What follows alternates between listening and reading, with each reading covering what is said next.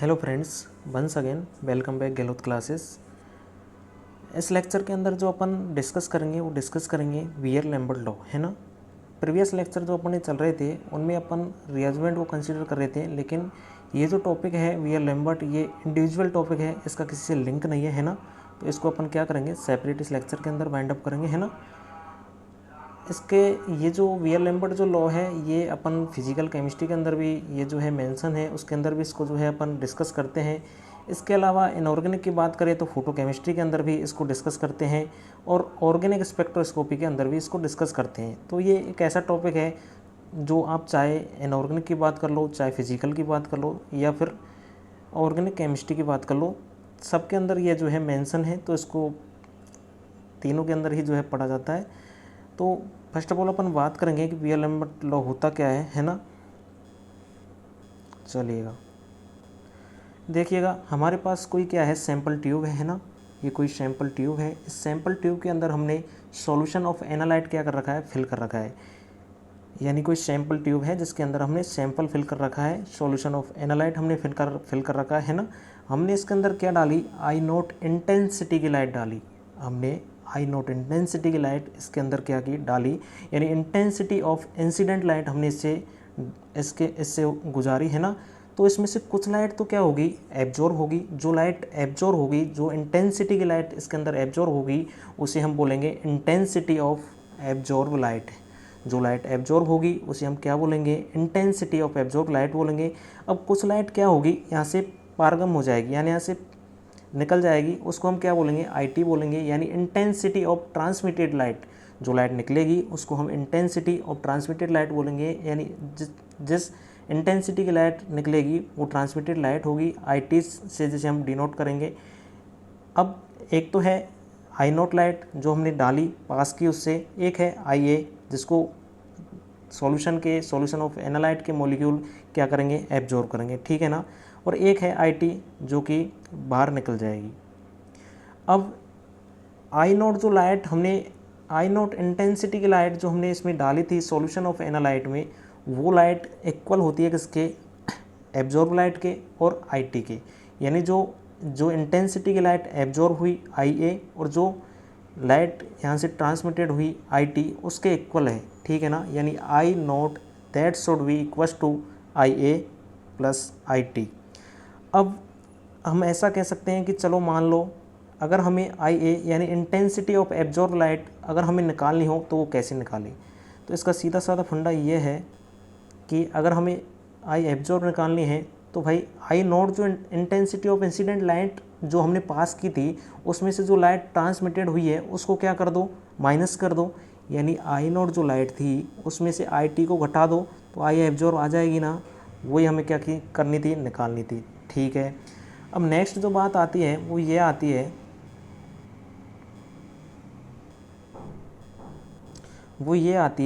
कि जो आई ए थी, जो एब्जॉर्ब वाली लाइट जो थी, यानी इंटेंसिटी ऑफ एब्जॉर्ब जो लाइट थी वो इक्वल में थी आई नोट माइनस आई टी के। अब ये जो एब्जॉर्ब लाइट है और जो जो इंटेंसिटी की लाइट जो पास की गई है इंसिडेंट लाइट, और जो ट्रांसमिटेड लाइट है, ये दोनों, इन तीनों में अगर अपन कोरिलेट करें, इनमें संबंध निकालें तो कुछ इस प्रकार से संबंध निकल के आता है कि जो ए है उसको हम मान लेते हैं एब्जॉर्बेंस कैपिटल ए, ठीक है ना। अभी जो कैपिटल ए है एब्जॉर्बेंस, ये इक्वल में हो जाएगा किसके, आई नोट अपॉन आई टी। और हमने एक चीज़ मैथमेटिक्स के अंदर एक चीज़ चलती है कि अगर लॉग आई ए अपॉन अगर वी है तो उसको हम क्या लिख सकते हैं, log A minus log V, ठीक है ना। तो देखो ये क्या हो जाएगी, absorbance that should be equal to log I naught upon I T. Equation number third इसको हम जो है देंगे, है ना। नेक्स्ट, अब जो ये मैथमेटिकल जो प्रोसीजर है कि अगर log I upon I V, log A upon V है तो उसको हम लिख देंगे log A minus log V. तो उसको इस पर जब अप्लाई करते हैं तो absorbance is equal to log I naught minus I T, ये हो गई इक्वेशन नंबर 4, ठीक है। चलिएगा, अब मैं ये कह रहा हूँ, मेरी बात को बड़े ध्यान से सुनना, मैं ये कह रहा हूँ कि अगर एब्जॉर्ब जो लाइट है, यानी जो इंटेंसिटी की लाइट जो एब्जॉर्ब की गई है, अगर उसकी कंसंट्रेशन अगर उसको हम एब्जॉर्बेंस को बढ़ा दें, अगर उसकी एब्जॉर्बेंस को हम बढ़ा दें तो एक बात बताओ यार कि IT कम होगी ना, ट्रांसमिटेड लाइट कम होगी ना, जितनी ज़्यादा लाइट एब्जॉर्ब होगी ट्रांसमिटेड लाइट उतनी ही कम होगी, क्योंकि जो I0 है, जो जिस इंटेंसिटी की लाइट हमने डाली है उसमें से अगर एब्जॉर्बेंस ज़्यादा होगी तो ट्रांसमिटेड कम होगी, और जब ट्रांसमिटेड कम होगी तो जब हम एब्जॉर्बेंस निकाल रहे थे I0 माइनस IT से, तब इनके बीच का जो डिफरेंस है वो बढ़ेगा या नहीं बढ़ेगा? बढ़ेगा ना। अरे भाई, जब IA बढ़ी, एब्जॉर्बेंस बढ़ी और IT ट्रांसमिटेड अगर घटी तो इनके बीच का डिफरेंस बढ़ा ना, और जब इनके बीच का डिफरेंस बढ़ा तो ये मान के चलिएगा कि जो एब्जॉर्बेंस होगी वो भी क्या होगी? इंक्रीज होगी। चलो ठीक है, लेकिन एक बात हमेशा याद रखना कि जब एब्जॉर्बेंस बढ़ी ना तो वो तभी बढ़ी जब एब्जॉर्बेंस ज़्यादा हुई IA। अब IA तो कब ज़्यादा होगा? IA तब ज़्यादा होगा, तब IA यानी एब्जॉर्बेंस इंटेंसिटी की लाइट एब्जॉर्ब तब ज़्यादा होगी जब सैंपल ट्यूब के अंदर मॉलिक्यूल ज़्यादा होंगे। अब एक बात बताओ यार, सैंपल ट्यूब के अंदर मॉलिक्यूल कब ज़्यादा होंगे? जब सैंपल ट्यूब की लंबाई ज़्यादा होगी। अब जब सैंपल ट्यूब की लंबाई ज़्यादा है, जितनी ज़्यादा लंबाई सैंपल ट्यूब की, मॉलिक्यूल सैंपल ट्यूब के अंदर उतने ही ज़्यादा, और जितने ज़्यादा सैंपल ट्यूब के अंदर मॉलिक्यूल इलेक्ट्रॉनिक ट्रांजिशन उतने ज़्यादा, और जितने ज़्यादा इलेक्ट्रॉनिक ट्रांजिशन जो स्पेक्ट्रल बैंड हमें प्राप्त होंगे, ठीक है ना, उनकी इंटेंसिटी उतनी क्या होगी? ज़्यादा होगी। यानी बात किस पर डिपेंड कर रही है? IA एब्जॉर्बेंस इंक्रीज़ होने की, वो डिपेंड कर रही है सैंपल ट्यूब की लेंथ पर। तो हम कह सकते हैं कि जो एब्जॉर्बेंस होगा वो डायरेक्टली प्रोपोर्शनल होगा किसके? लेंथ के, सैंपल ट्यूब की लेंथ के, ठीक है ना। इसके अलावा जब सैंपल ट्यूब की लेंथ इंक्रीज हो गई, उस पर डिपेंड कर गई जब एब्जॉर्बेंस, तो एक बात बताओ, जब लेंथ इंक्रीज हो गई तो उसके अंदर जो मॉलिक्यूल थे वो भी तो ज़्यादा होंगे, यानी कि कंसंट्रेशन ऑफ सॉल्यूशन पे भी डिपेंड करेगी। यानी हम कह सकते हैं कि जो एब्जॉर्बेंस होगी वो डायरेक्टली प्रोपोर्शनल होगी किसके? कंसंट्रेशन ऑफ सैंपल, यानी जो सॉल्यूशन ऑफ एनालाइट हमने सैंपल ट्यूब के अंदर लिया है उसकी कंसंट्रेशन के डायरेक्टली प्रोपोर्शनल होगी क्या? एब्जॉर्बेंस, ठीक है ना। चलिएगा, तो ये हमने बोल दिया कि absorbance is directly proportional to length of sample tube, and जो एब्जॉर्बेंस है वो directly proportional to concentration of solution. अब जब ये इन दोनों को हमने प्रोपोर्शनल कर दिया तो एक बात बताओ यार, जैसे ही हम प्रोपोर्शनल के साइन को हटाते हैं तो कांस्टेंट वैल्यू क्या निकल के आती है? एप्साइलन, ठीक है ना। तो इक्वेशन नंबर 6 क्या आ गई कि absorbance that should be equal to epsilon LC। अब यहाँ ये जो A है इसका मतलब क्या है? इसका मतलब ये है कि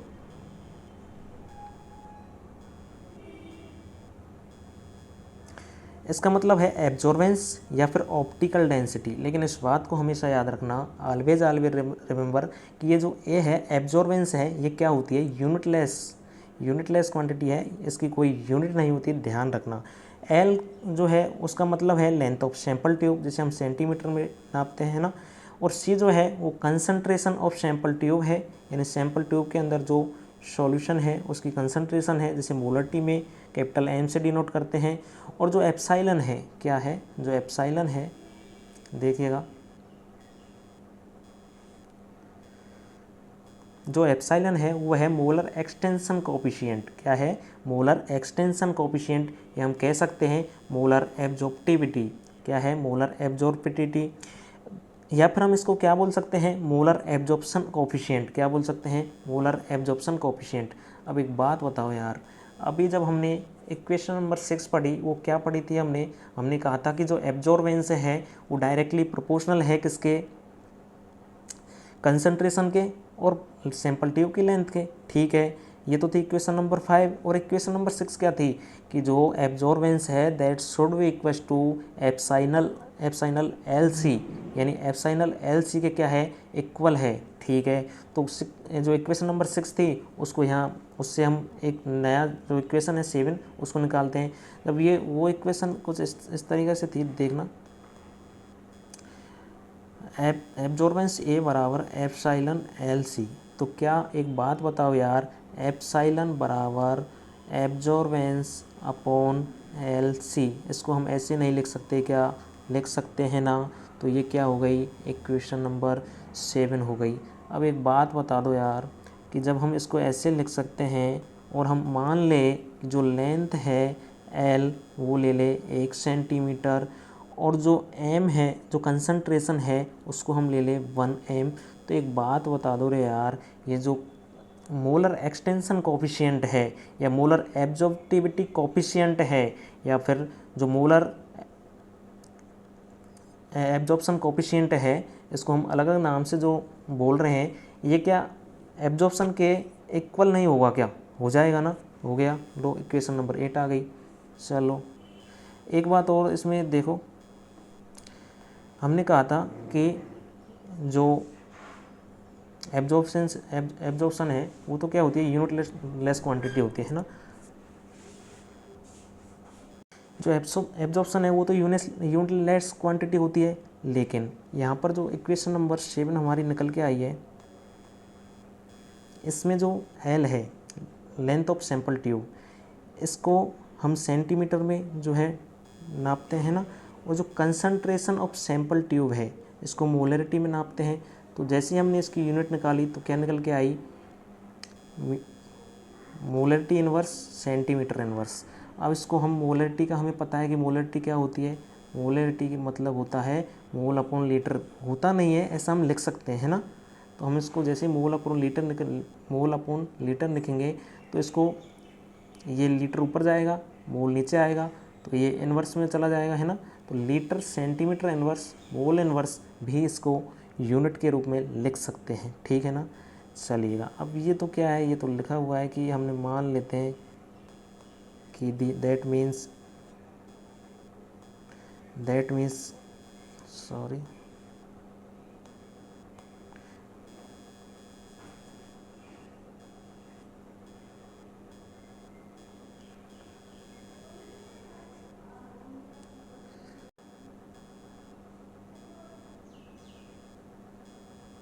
यानी that means extension coefficient, molar extension coefficient is the absorption of solution when concentration of solution is 1 m and length of sample tube is 1 centimeter। यानी जो इक्वेशन नंबर 8 है वो यही तो कहती है कि मोलर एक्सटेंशन कोफिशिएंट या मोलर एब्जॉर्प्शन कोफिशिएंट इक्वल में है किसके, एब्जॉर्प्शन के, है ना, वो यहाँ पर लिखा है, ठीक है। नेक्स्ट बात आती है ट्रांसमिटेंस की, किसकी आती है, ट्रांसमिटेंस की। जो ट्रांसमिटेंस है उसको हम कैपिटल टी से क्या करते हैं, रिप्रेजेंट करते हैं। और जो ट्रांसमिटेंस है वो ये कहता है कि जो ट्रांसमिटेंस है वो that should be equals to I T upon I naught, equation number 9। और इसको हम किसके रूप में लिखी है, तो फ्रैक्शन ऑफ ट्रांसमिटेड लाइट इसको बोल सकते हैं, ठीक है ना। अगर हम इसको परसेंट के रूप में निकालें तो एक बात बताओ, इसको डिवाइडेड कर दो 100 से, ठीक है ना। और जो हमारे पास इक्वेशन नंबर 2 थी वो क्या थी, इक्वेशन नंबर 2 यही तो थी कि जो एब्जॉर्प्शन है आई ए है ना, वो आई ए क्या थी, आई नॉट माइनस आई टी, यानी जो एब्जॉर्प्शन हुआ वो इक्वल में थी किसके, जो आई नॉट इंटेंसिटी की लाइट हमने सैंपल ट्यूब से पास की, माइनस जो ट्रांसमिटेड लाइट थी उसके। तो वो इक्वेशन हमने यहाँ पर डिनोट की है, I A that should be equals to I naught minus I T. अब हम इसको कैसे लिख सकते हैं, हम इसको लिख सकते हैं कि I A upon I not, यानी इस आई नॉट को हम इन दोनों के अपॉन में लिखेंगे तो नेक्स्ट जो इक्वेशन आएगी वो यही तो आएगी कि I A upon I naught that should be equals to I naught upon I naught minus I T upon I naught, ऐसा लिख सकते हैं, ठीक है। अब ये आई नॉट से आई नॉट कैंसिल आउट हो जाएगा, हमारे पास बचेगा क्या, I A upon I naught that should be equals to 1 minus I T upon I naught. अब ये जो I T upon I naught है इसको अभी हमने जो ट्रांसमिटेंस के जो लिए जो फॉर्मूला लिखा था वो ये तो लिखा था कि capital T that should be equals to I T upon I naught. तो I T upon I naught ही तो कैपिटल टी था, तो इस I T upon I naught को हम क्या लिख सकते हैं, कैपिटल टी लिख सकते हैं, ठीक है ना। अब एक बात बता दो मेरे को, तो जब हमने इक्वेशन नंबर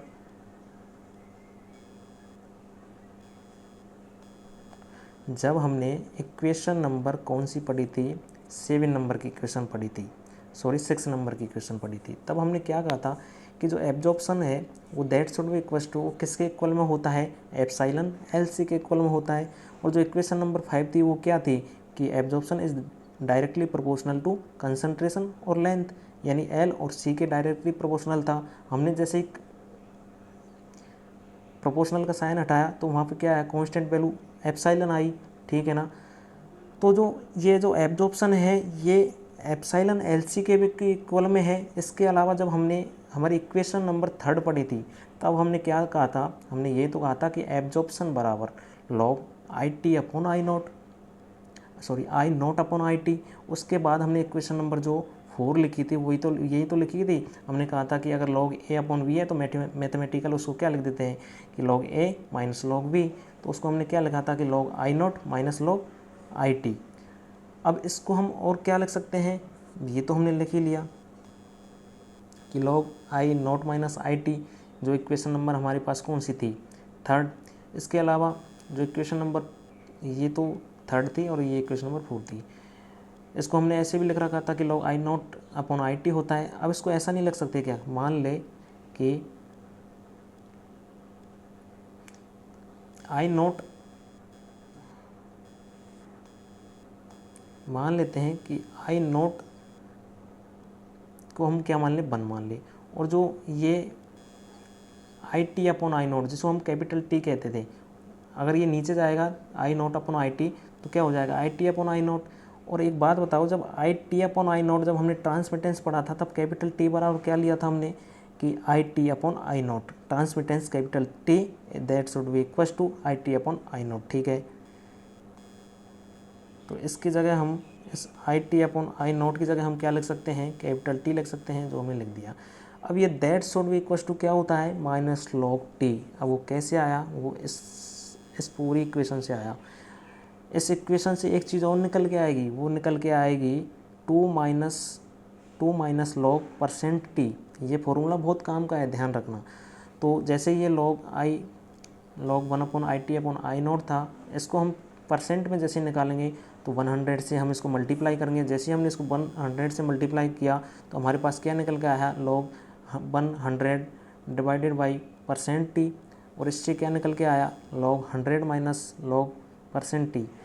फाइनली जो फॉर्मूला निकल के आएगा वो यही निकल के आएगा कि 2 माइनस लॉग परसेंट टी। अब एक बात बताओ मेरे को कि हम फाइनली जो इसका कंक्लूजन निकाल दे तो हम क्या कंक्लूजन निकालें, वो यही तो कंक्लूजन निकालेंगे कि जो एब्जॉर्प्शन था वो एप्सिलॉन एल सी के भी क्या है, इक्वल में है, ठीक है।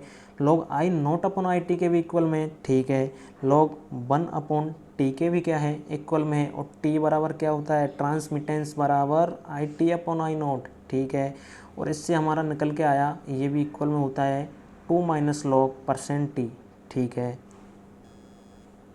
अब ये तो बात हुई इतनी, है ना। इन फॉर्मूलों को याद रखना बहुत इम्पोर्टेंट है। ये सारे न्यूमेरिकल्स में क्या आते हैं, काम आते हैं, चाहे वो न्यूमेरिकल्स नीट के हो, जेई के हो, गेट के हो, नेट के हो, जेम के हो, XYZ किसी के भी हो, है ना। अब इसके कुछ क्या है, की पॉइंट बचे हैं, और इसके की पॉइंट जो है वो शायद आई थिंक 5 या 6, 5 या 6 के अप्रोक्सीमेट इसके की पॉइंट हैं, उनको देख लेते हैं। फर्स्ट जो की पॉइंट है इसका वो ये है कि जो एब्जॉर्प्शन है वो absorption that should be equal to epsilon L C. ये इक्वेशन नंबर जो हमारे पास थी 7 नंबर इक्वेशन जो हमारे पास थी 6 नंबर और 7 नंबर, उससे एब्जॉर्प्शन इक्वल में आया था किसके, एप्सिलॉन एल सी के, है ना। अब इस प्रकार का जो की पॉइंट नंबर 1 है वो इस बात की पुष्टि करता है कि जो ये इक्वेशन है वो बाई बराबर एम एक्स टाइप का एक ग्राफ है जो यहाँ पर प्लॉट होगा, है ना। अब मान लेते हैं कि जो एब्जॉर्प्शन है वो क्या है, बाई है, और जो एप्सिलॉन एल है वो क्या है, एम है, यानी कि वो स्लोप है, और जो सी है वो क्या है, एक्स, यानी कि ए और सी के मध्य में हमें क्या करना है, ग्राफ खींचना है, जिसमें जो एप्सिलॉन एल है वो क्या है, स्लोप है, ठीक है ना। तो जो की पॉइंट नंबर 1 है वो ये है। की पॉइंट नंबर 2 की अगर हम बात करें तो की पॉइंट नंबर जो 2 है वो ये कहता है कि जो एब्जॉर्प्शन होता है वो इक्वल में होता है एप्सिलॉन एल सी के, ये हमें पता है। और जो एब्जॉर्प्शन होता है वो इक्वल में भी होता है किसके, 2 माइनस लॉग परसेंट टी के, ठीक है। अब एक बात बताओ यार, जब एब्जॉर्प्शन एप्सिलॉन एल सी के इक्वल में है और absorption 2 minus log percent T के भी इक्वल में है, इसके अलावा absorption log I naught minus I T के भी क्या था, इक्वल में था। इसके अलावा जो एब्जॉर्प्शन था वो log I naught upon I T के भी क्या था, इक्वल में था। इसके अलावा जो एब्जॉर्प्शन था वो log 1 upon I T upon I naught के भी क्या था, इक्वल में था, जिससे हम निकालते क्या थे, माइनस लॉग टी। फाइनली यही निकल के आता था, ठीक है। तो जब एक बात बताओ यार, जब एब्जॉर्प्शन एप्सिलॉन एल सी के इक्वल में है, एब्जॉर्प्शन 2 लॉग परसेंट टी के इक्वल में है, तो ये दोनों वैल्यू भी तो आपस में इक्वल में हो सकती है। तो एप्सिलॉन एल सी बराबर बराबर -2 माइनस लॉग परसेंट टी, ठीक है। अब एक बात बताओ, अगर ये लॉग परसेंट टी इधर आएगा माइनस का तो प्लस हो जाएगा, ठीक है। तो log percent T that should be equals to 2 minus ये जो एप्सिलॉन एल सी है, इधर प्लस का इधर जाएगा तो माइनस का हो जाएगा, ठीक है। 2 माइनस एप्सिलॉन एल सी।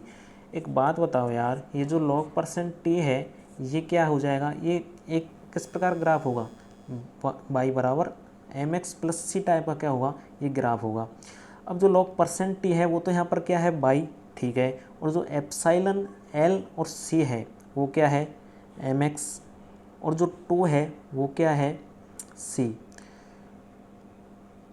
तो स्लोप क्या निकल के आएगा, एप्सिलॉन एल, यानी कि एप्सिलॉन एल यहाँ पर स्लोप है, और बाकी जो बाई और सी जो 2 और लॉग परसेंट टी है इनके बीच में ग्राफ क्या किया गया है, प्लॉट किया गया है, ठीक है।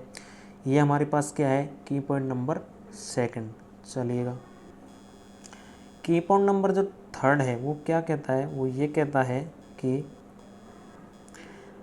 जो एब्जॉर्प्शन है वो that should be equals to log 1/t होता है, सही बात है। और जो 1/t है, यहाँ पर t क्या है, ट्रांसमिटेंस। एक बात बताओ, जब हमने ट्रांसमिटेंस पढ़ा था स्पेशली, जब क्या कहा था कि transmittance that should be equals to I T upon I naught, तो इसकी जगह हम I T upon I naught भी लिख सकते हैं ना, लेकिन हमें की पॉइंट नंबर थर्ड है वो कुछ इस तरीके से ही रखना है। अब जैसे ये जो लॉग 1/t है ये भी इक्वल में होगा किसकी, माइनस लॉग टी, क्योंकि एब्जॉर्प्शन के बहुत सारी ऐसी चीज़ें थी जिनके इक्वल में था। हमें पता है log I naught minus I T के इक्वल में था, log I naught upon I T के भी इक्वल में था, और हमें ये भी पता है कि log 1/IT upon I naught के भी इक्वल में था, और हमें ये भी पता है कि माइनस लॉग टी के भी इक्वल में था, ठीक है ना। इसके अलावा 2 माइनस लॉग परसेंट टी के भी इक्वल में था ना, बस। अब एक बात बताओ यार, ये जो लॉग टी है ये इधर आएगा, प्लस का हुआ, सॉरी, लॉग टी है, अब ये इधर चला जाएगा, दैट शुड बी एब्जॉर्प्शन, और जो लॉग टी है इधर गया तो माइनस का हुआ, ठीक है। अब ये टी जो है, अगर आप लॉग को हटाते हो तो वैल्यू 10 की इक्वल पावर में चली जाती है ना। तो जैसे हमने लॉग को उठाया, T that should be equals to 10 की पावर माइनस ए का मतलब एब्जॉर्प्शन, ठीक है। T that should be equals to 10 की पावर ए की जगह, एब्जॉर्प्शन की जगह हम क्या लिख सकते हैं, एप्सिलॉन एल सी, यानी एब्जॉर्प्शन इक्वल में था किसके, एप्सिलॉन एल सी के, था ना।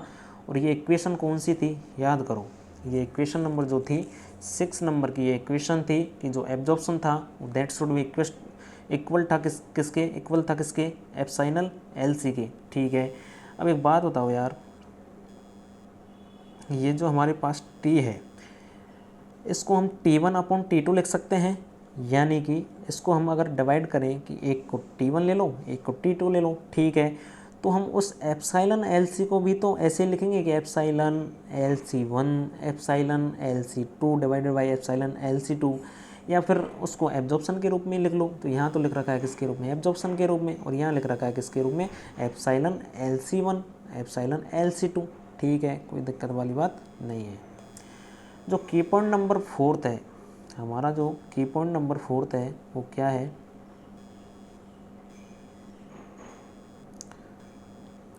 की पॉइंट नंबर फोर्थ है वो ये है कि जो एब्जॉर्प्शन होता है वो इक्वल में होता है एप्सिलॉन एल सी के, ठीक है। और वो भी किसके इक्वल में होता है, log I naught upon I T के, ठीक है। और जो ये log I naught upon I T है ये भी इक्वल में होता है माइनस लॉग टी के। सारी चीज़ें कंसीडर करके आए, ध्यान रखना है ना। ये भी इक्वल होता है माइनस लॉग आई टी के, और जो minus log I T that should be equal to minus log percent T, ठीक है। अब एक बात बताओ यार, इस एब्जॉर्प्शन को हम A1 अपॉन A2 लिख सकते हैं। अगर इसको ऐसे लिखेंगे तो एक बात बताओ कि जो इसके इक्वल में एप्सिलॉन एल सी, इसको भी epsilon L C 1 upon epsilon L C 2 लिखें, ठीक है। और जो epsilon L C 1 upon epsilon L C 2 जो है उसको भी that should be equal to कर सकते हैं किसके, log I naught upon I T 1 upon log I naught upon I T 2, ठीक है।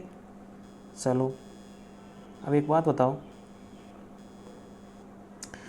इसको ऐसे भी हम मॉडिफाइड करके लिख सकते हैं कि absorption A1 upon absorption A2 that should be equal to minus log percent T1 divided by 2 minus log percent T2। इसको इस प्रकार से भी लिख सकते हैं कि epsilon LC1 upon epsilon LC2 that should be equal to 2 minus log percent T1 upon 2 minus log percent T2, ठीक है। ये हो गया हमारा क्या, की पॉइंट नंबर 4। की पॉइंट नंबर 1 हमने देखा, उसमें क्या था, उसमें ये था कि y बराबर mx टाइप का हमारे पास एक इक्वेशन थी, और उसका हमने इक्वेशन क्या थी, absorption that should equal to epsilon L C, उसको हमने y बराबर x टाइप का समीकरण का और उसका हमने ग्राफ प्लॉट किया, ठीक है। जो की पॉइंट नंबर 2 था वो क्या था, की पॉइंट नंबर 2 के अंदर हमने जो epsilon L C that should equal to 2 minus log percent T, उसमें हमने ग्राफ जो प्लॉट किया वो y बराबर M X plus C type का ग्राफ प्लॉट किया, वो भी बात क्या हुई, फिनिश हुई। और जो हमारे पास ये जो था की पॉइंट नंबर 3, ये अभी हमने जस्ट देखा था, T1 upon T2 that should equal to 10 minus epsilon L C 1 10 minus epsilon C 2। और जो ये हमारे पास था 4th नंबर का की पॉइंट है ना, इसमें तो क्या ही था, कई सारे एब्जॉर्प्शंस को कभी एप्सिलॉन एल सी के इक्वल में कर रहा था, कभी minus log 2 minus log percent T के इक्वल में कर रहा था, कभी log I naught upon I T के इक्वल में कर रहा था, और कभी माइनस लॉग टी के इक्वल में कर रहा था। कर सकते हैं, कोई दिक्कत वाली बात नहीं है, ध्यान रखना, ठीक है। चलो की पॉइंट नंबर 5 जो है वो ये है कि मान लो हमारे पास कोई भी क्या है, दो सॉल्यूशन है, दो क्या है, सॉल्यूशन है, सॉल्यूशन ऑफ एनालाइट है।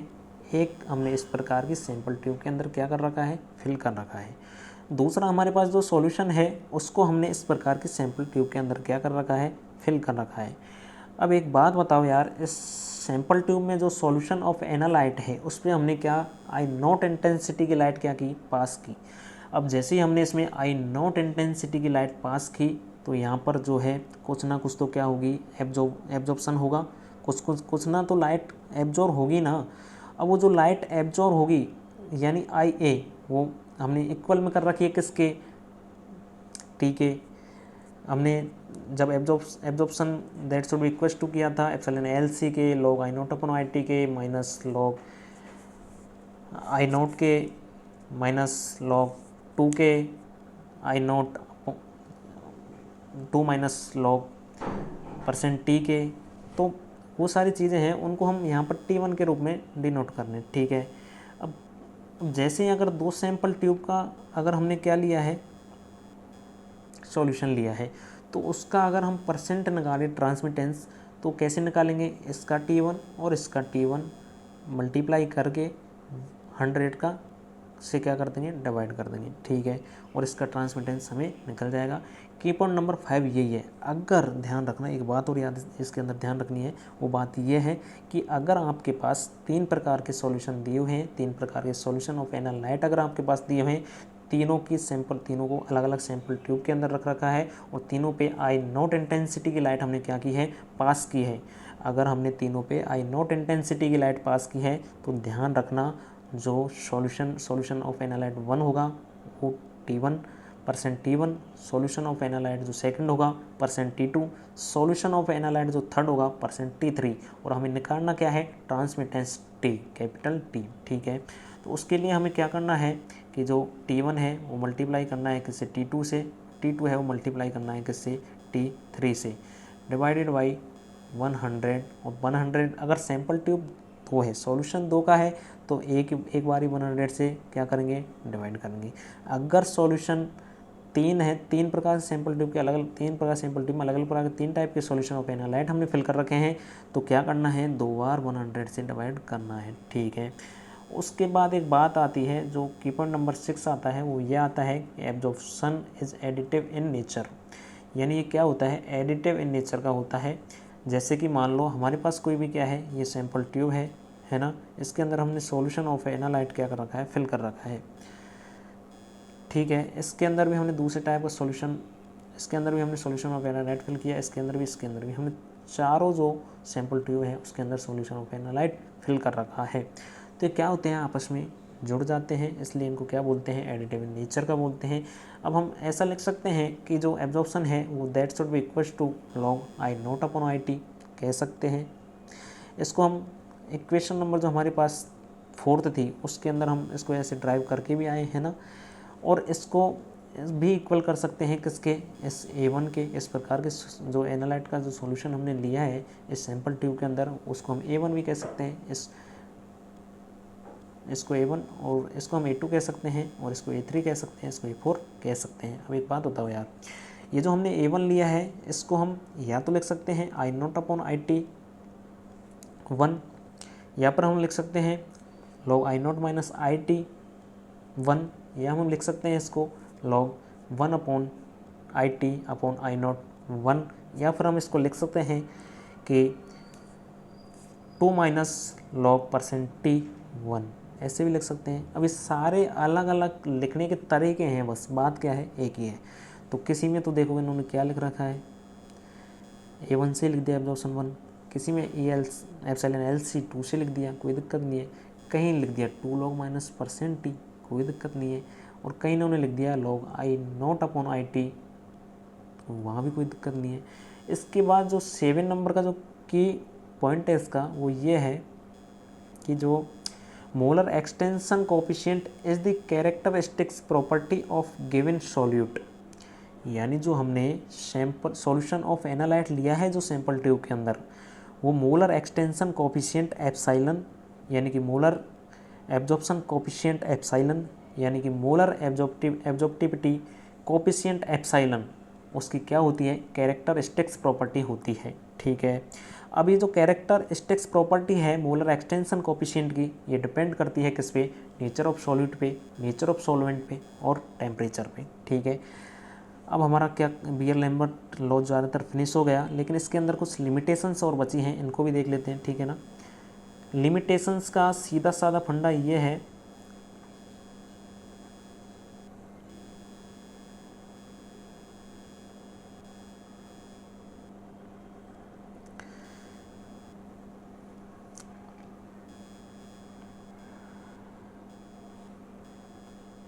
कि लिमिटेशंस में फर्स्ट है कि कंसंट्रेशन क्या होनी चाहिए, लो होनी चाहिए, पहली बात।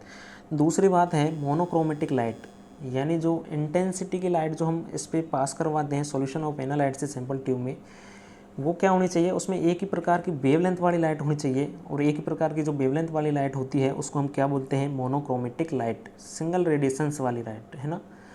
दूसरा है कि टेम्परेचर इसका मेंटेन रहना चाहिए, नो एसोसिएशन होना चाहिए, नो डिसोसिएशन होना चाहिए, नो केमिकल चेंज होना चाहिए एनालाइट की, ये बात है ना। उसके अलावा नो फ्लोरेसेंस होना चाहिए, नो फॉस्फोरेसेंस होना चाहिए, नो स्कैटरिंग ऑफ लाइट होनी चाहिए, ये इसकी क्या है, लिमिटेशंस है। तो आई होप आपके जो है ये लेक्चर्स जो है अच्छे से समझ आया हो। जो भी चीज़ें हैं जो आपके कुछ भी जो भी डाउट्स हैं वो आप हमें जो है कमेंट के थ्रू जो है वो बता सकते हैं ना। I hope you like it. Happy learning. Thank you.